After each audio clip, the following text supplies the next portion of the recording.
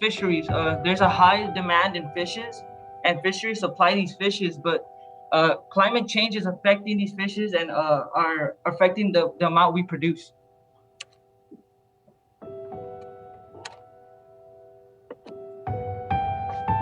Extreme climatic events. El Nino warms the Pacific Ocean, and La Nina cools the Pacific Ocean, causing floods and hurricanes. So here we have a bunch of images of El Nino, so you can see the harm yourself.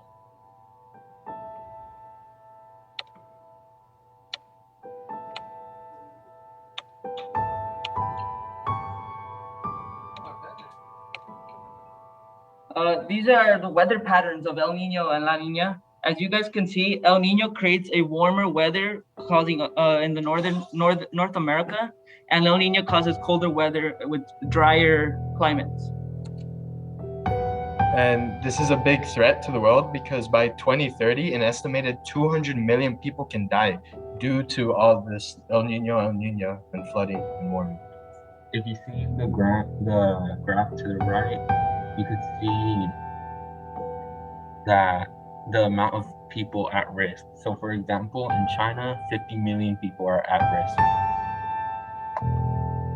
Melting ice glaciers. So this is what our model is going to be based on. And what happens is where ice caps from polar regions are being warmed up to 1 to 4 degrees Celsius, and it's causing about 3 trillion. Oh yeah, it's causing a warmer, higher sea levels. So here you can see pictures showing the harm that it is creating. And as you guys can see in this one, this is a before and after picture. I believe this one's the year 1980 or maybe sooner of our Arctic sea glaciers, and this is really iced up. And then on our right, you can see how it's being defrosted. Now, solutions to prevent global warming. Switch your lights each year. Also reduce the amount of time you spend driving or try to carpool with someone. Increase recycling practices. Reduce the amount of hot water you use. And also avoid products that use a lot of packaging and non-biodegradable materials. Plant more trees in front of your yard. And most importantly, stop littering, because it's the little things that matter. And so these are our references. You can see where we got all our information from. And then we'll show you guys our demo. This demo shows how our ice caps are melting due to heat from climate change, global warming. So as you guys can see, this ice is shaved ice, and it represents an ice glacier. And this is a piece of land. And if you guys see this black line right here, this shows our water levels before melting. You want to hold it? And what we're going to use to represent global warming or our heating would be this blow dryer.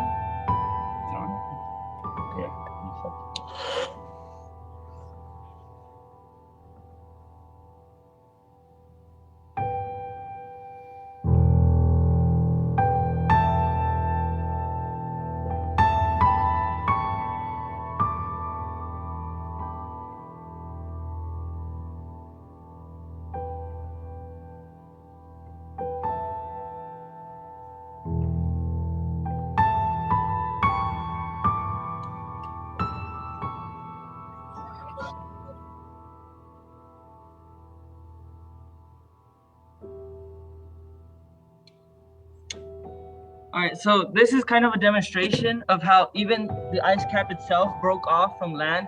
This also destroyed the habitat of many polar bears and also marine animals that live on the ice caps. And as you guys can see, if we turn it around, it's not yet complete melted yet, but our water levels are already above our line that we had it before. And this process happens over years of global warming. So if you guys want to complete it real quick.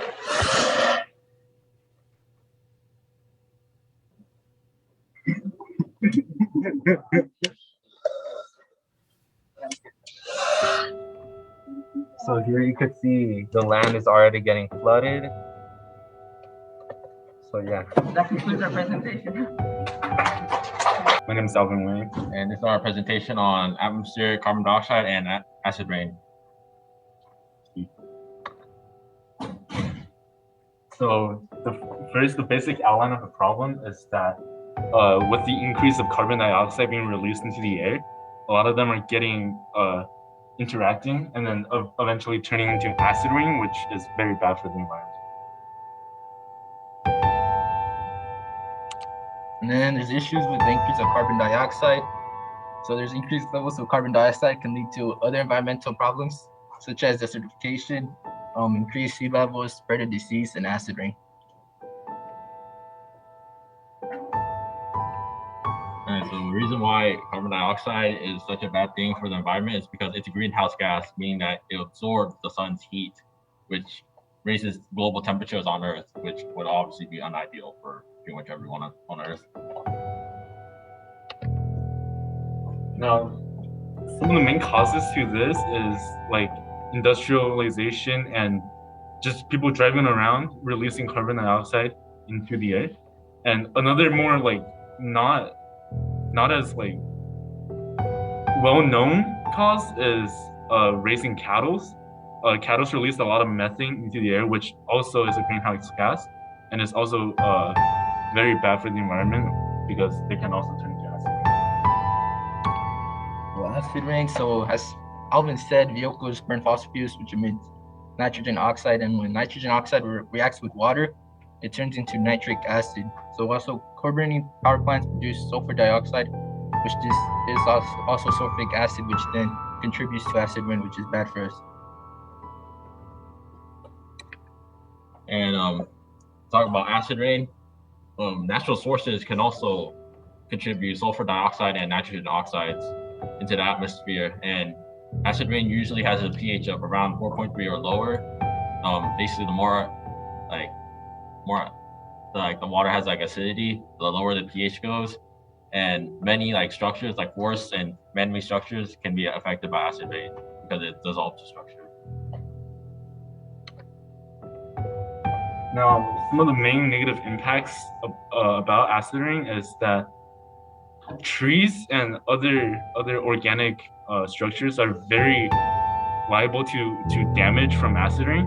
Like for example, the roots of trees are like very, very weak to acid rains, and they can die like almost instantly being in contact with it, which causes deforestation, as Brandon has stated earlier.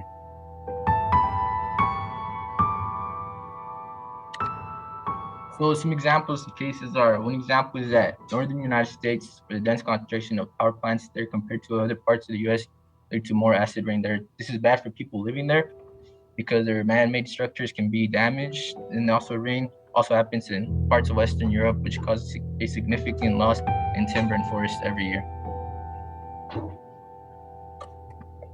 Another example would be the current war in Ukraine, where the destruction causes increased amounts of CO2 to be released into the atmosphere, which could obviously lead to acid rain and damage the already destroyed buildings there.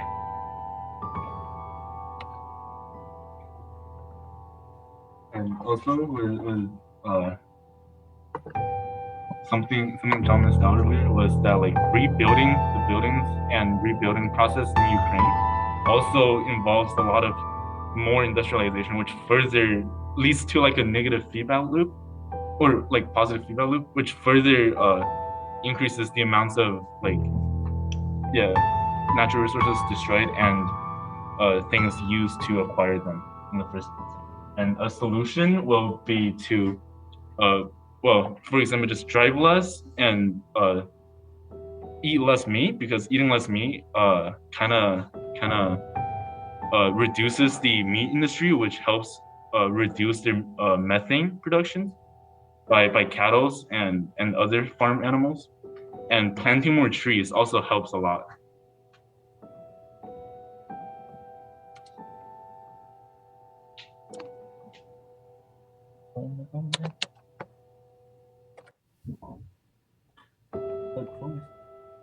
So solution is farms also decrease carbon dioxide because soil stores in carbon dioxide, and reducing cars like for traveling is good because you're not using or burning fossil fuels.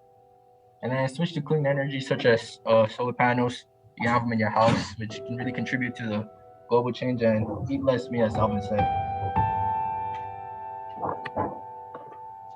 And here's our Here's our demonstration video, which will honestly be the best video you'll ever see in your life. I'm not listening. So what's happening here? It's the baby right there. So what's happening here is that when I essentially coated the vial in an indicator fluid, and when I light the match, it releases sulfur dioxide, which is the same thing that's released when you burn, like, let's say, coal. It reacts with oxygen to turn into sulfur trioxide, which then reacts with water vapor to turn into sulfuric acid, which makes the water vapor in the atmosphere like more acidic. And as you can see, the indicator fluid in the vial turned yellow. It turned from green to yellow because it became more acidic.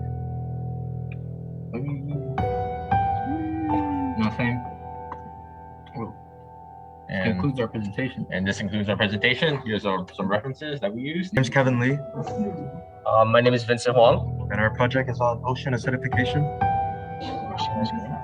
Yeah, sure.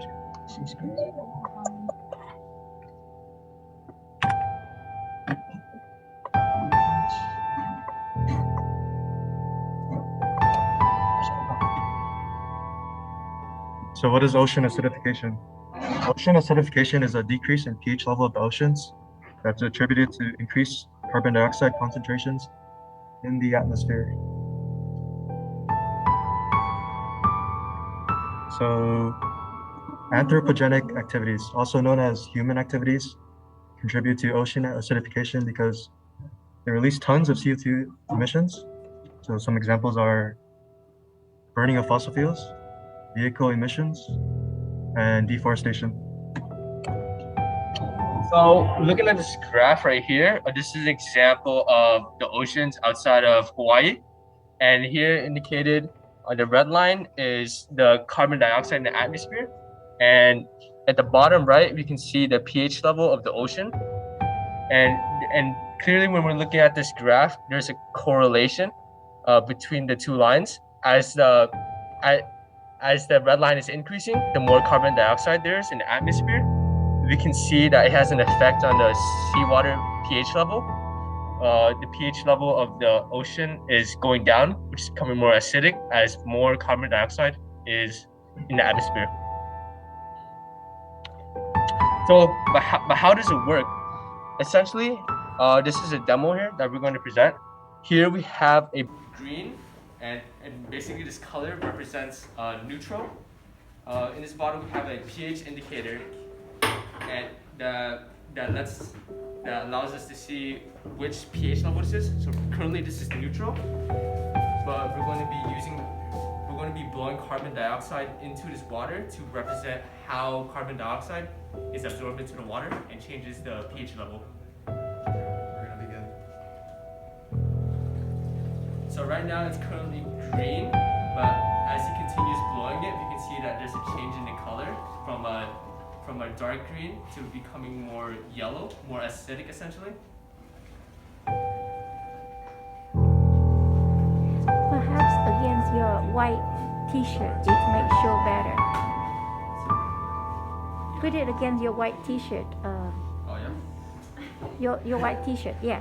The color, the water. So an example for this is the effects of the carbon dioxide being absorbed into the water can lead to detrimental effects on the ocean, the biodiversity of the ocean, especially the creatures there. For example, take Timmy for example here. Timmy's a little seashell that needs calcium carbonate in order to make his shell. But as we can see, there's an abundance amount of carbon dioxide in the atmosphere. And as it gets absorbed into the water, it creates carbonic acid.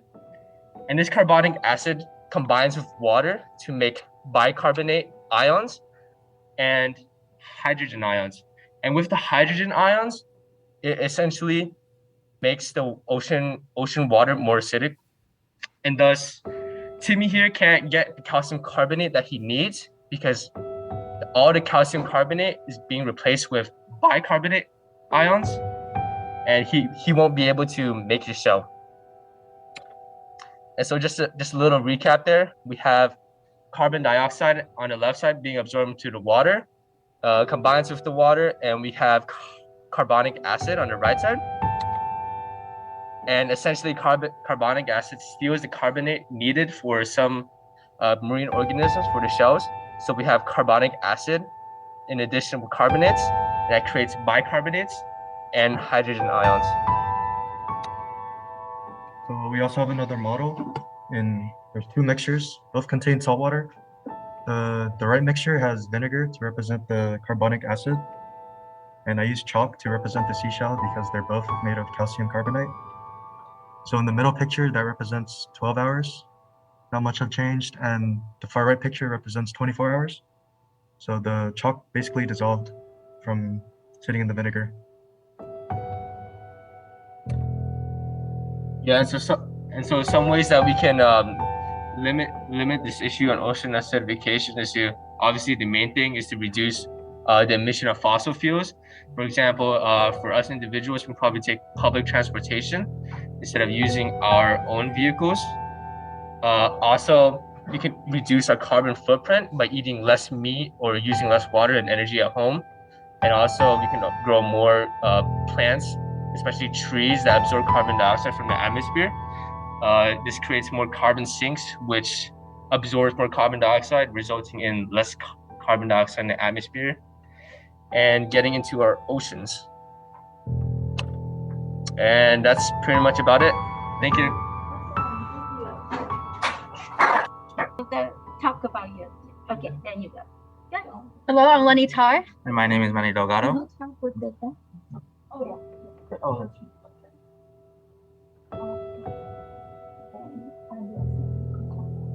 Every now and then turn. That is good. Okay, next. I'm recording in the back. There we go. We're going to be presenting on thermal pollution. Wait, share screen.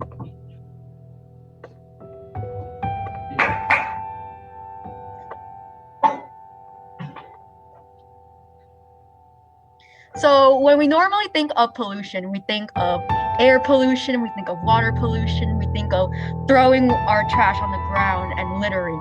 But what's an uncommon form of pollution that many people do not know about is thermal pollution. Thermal pollution is when you take hot sewage, hot waste, and dump it into bodies of water. Now, with the sources of thermal pollution, there's three main sources, which are nuclear power plants, coal-fired plants, and domestic sewage, which all three are sources from human activity. So, thermal pollution. It may seem innocuous at first, but when you really look at it, it impacts marine life and their habitat. Because imagine you're taking a swim in your swimming pool. You're relaxing, the temperature's just fine, and all of a sudden, someone dumps hot water and trash into your pool. That's not a very pleasant experience, is it? So imagine what that does to fish and marine life. So when that happens, their habitats are now polluted, and the water's so hot they can't bear it, because as the temperature increases in the water, dissolved oxygen decreases. And dissolved oxygen, similar to our oxygen, is what fish use to breathe. So if they don't have enough dissolved oxygen, you could probably assume that they suffocate and die. Now, a simple solution for thermal pollution is to put cooling towers inside of these power plants. Putting cooling towers in these power plants would lower the temperature overall of the waste of the byproducts into the bodies of water that are near the power plants. Now we're going to do our little experiment. Now, as you can see here, this is a normal body of water. Wait, no. You have to stop sharing. Oh, you have to stop sharing? Yep. Okay, there we go. As you can see here, this is a normal body of water from the ocean. No waste, just perfectly fine. Right here, the temperature is pretty colder than it would be, about 74 degrees Fahrenheit. Now, if we were to 21 Celsius, 75 degrees Fahrenheit. Now, And now this is polluted water. As you can see, it's red. And if we take the temperature of this, that shot up to 29 degrees. Oh, climb in. 20. Oh, that's 32 degrees Celsius. And now we're going to add the wastewater from thermal pollution into normal acidic ocean water. Okay, so Go ahead, we add There the we go. waste. and now this water is polluted. And that's going up. What was the initial? The initial was 20 Celsius, 21 Celsius. And now that's risen to 25. That's a difference of 4 degrees Celsius, a rise of 4 degrees Celsius in the water. Just from thermal pollution alone and thermal waste. Here's the result. And that concludes our presentation. Thank you.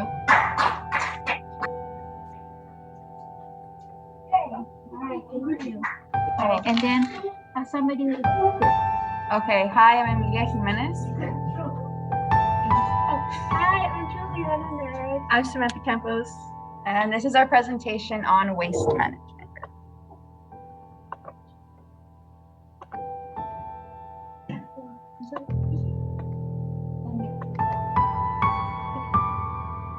So, waste management reduction. What is waste management?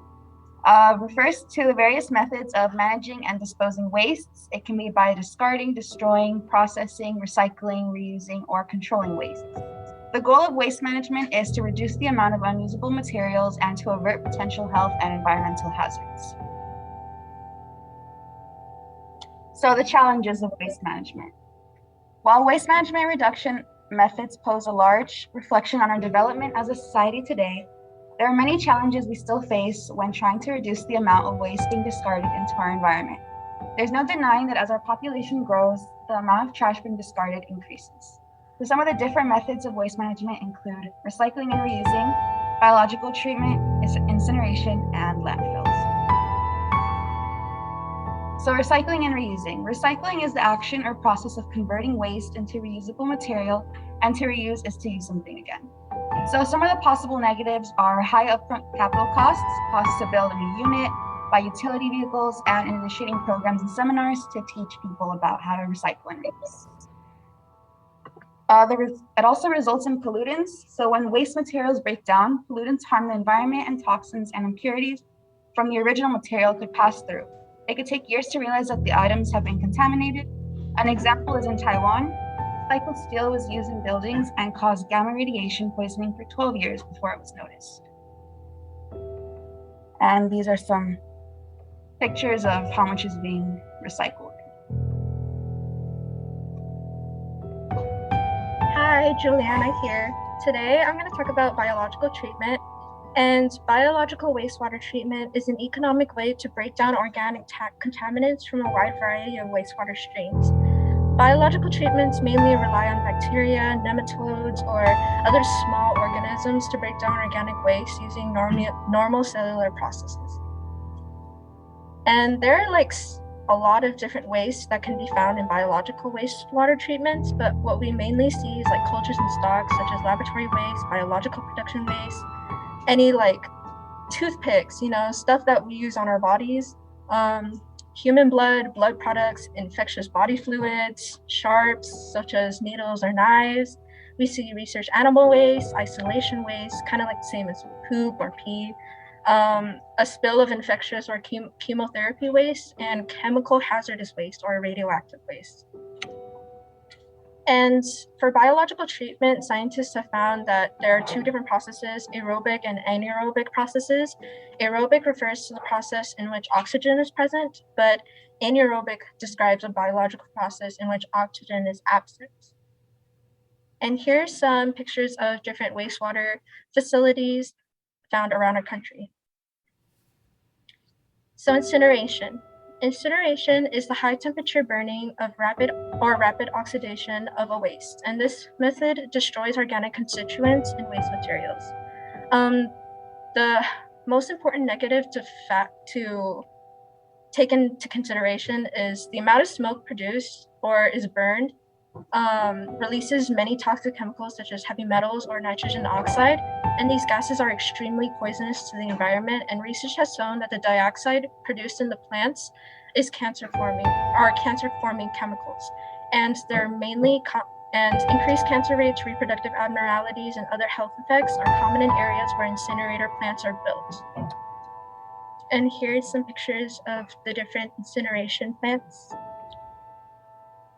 And lastly, we will be talking about landfills. And a landfill is a large area of land specifically designed to be filled with rubbish. So basically, they dig up holes and then they dump all the trash that we take out, and then like cover the holes and wish that all the plants would, how do I say it, decompose. And so now we will be presenting our here's some pictures of landfills, but now we will be presenting our demonstration on the waste in landfills with me and Amelia. Stop share. Okay, yeah. So Amelia, go first. Okay, so this is our demonstration. This is an example of a landfill. And as you can see right here, there are some orange peels, and on the top there's bread. And during the past week, they both have like shrunk because it is able to be decomposed. So that's like a positive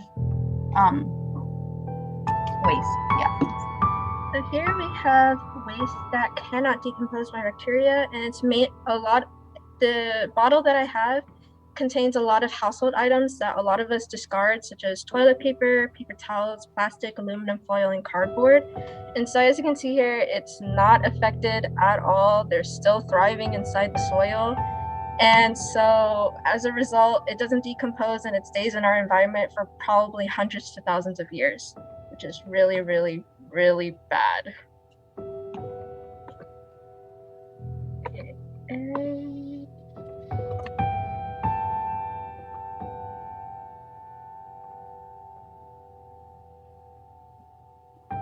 So here are some things that we can do in order to reduce the amount of waste at home and in the environment. So using reusable water bottles and grocery bags, both of these things aren't just limited to using water and like carrying groceries, and they have multiple uses. So yeah. Composting organic materials such as the orange peels and the bread and the banana peels. So this makes soil nutrient rich, and it also reduces food waste. And disposing of e-waste properly. So if you're in possession of like old electronics, then you can research to see if there's any way to recycle, or if like that company has a drop-off program. And if you have no more use for old furniture as well, you can donate it or sell it to a secondhand store. Or you can also consider buying secondhand clothes. This is also a way to save a bit of money. When waste is disposed of or recycled in a safe, ethical, and responsible manner, it helps reduce the negative impacts on the environment. Ensuring that waste management procedures are carried out with regularity helps ensure that fewer waste materials go to the general waste stream. While waste management technologies provide a lot of easier alternatives, easy doesn't always mean good. So doing our part in reducing our waste helps keep our environment clean and healthy. And that concludes our presentation. Thank you. Thank you. And yeah. Hi, one last one. And okay. And when you're ready, just click on the share, okay? Yeah. Which one is it? What's this one? Hi guys, my name is Christopher Jackson. And I'm Chris Castellanos. And today we're going to be talking about energy sources.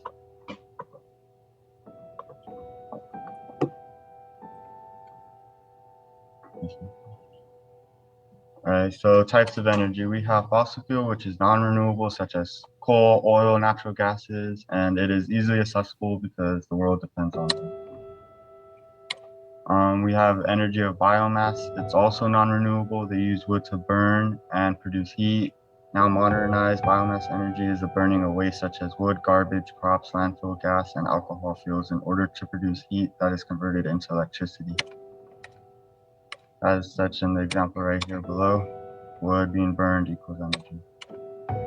Solar energy is also a renewable source. The use of light and heat from the sun to generate power in our homes and electronic devices. Hydroelectric is also renewable. It is the use of a turbine being cooled by water that also produces energy, as such an example.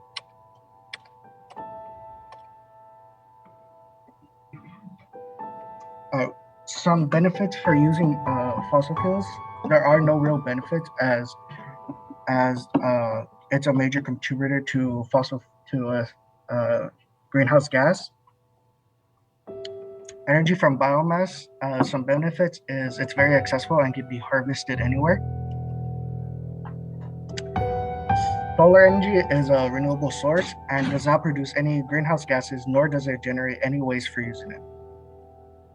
Hydroelectric is a source of irrigation to the croplands and does not release any chemicals or greenhouse gases into the atmosphere.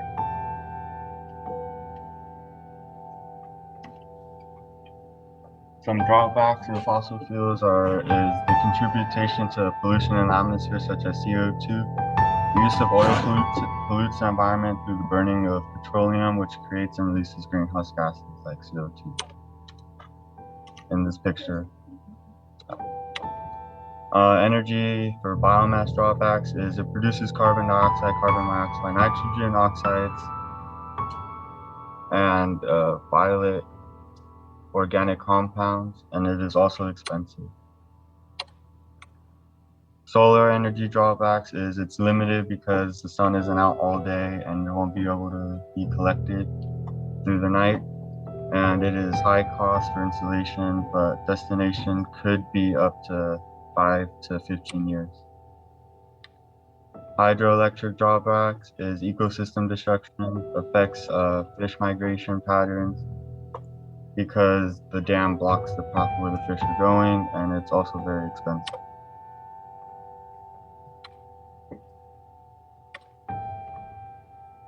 All right, so we've discussed minor problems, like a little bit of like problems that can be easily fixed. But we're gonna discuss two major problems that happen.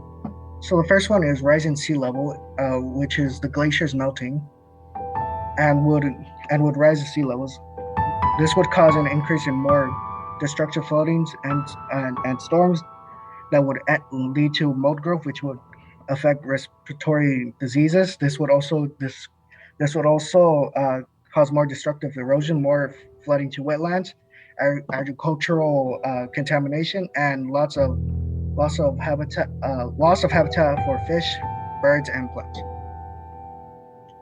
Another one is global warming. Because of the excessive use of fossil fuels, it has a drastic increase in greenhouse gases. The consequences of using this would be obviously hotter temperatures. It will also lead to heat-related illnesses such as heat strokes. It also causes more wildfires because of the hot temperatures.